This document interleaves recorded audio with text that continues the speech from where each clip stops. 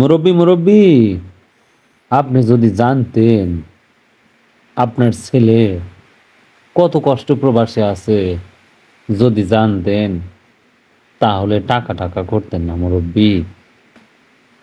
প্রবাসী জীবন যে কত কষ্ট, এটা যে করে তাই বুঝে। কত আশায় প্রতিটা ছেলে বাপ মায়ের হাসি মুখে হাসি ফোটানোর জন্য এই প্রবাস জীবনে আসছে, সবার মুখে একটু হাসি ফোটানোর জন্য। সবাই আশা করে হয়তো আমার ছেলে টাকা পাঠাবে, সেই টাকা দিয়ে আমি এটা করবো এটা করবো। কিন্তু মুরব্বী, একটাবার কি ভাবছেন আপনার ছেলে কত কষ্ট করে এই টাকাগুলা কামাই করে? প্রবাসী জীবন যে কত কষ্ট মুরব্বী, যদি আপনি জানতেন আপনার ছেলেকে আপনি কখনোই প্রবাস জীবনে পাঠাতেন না। কতটা কষ্ট।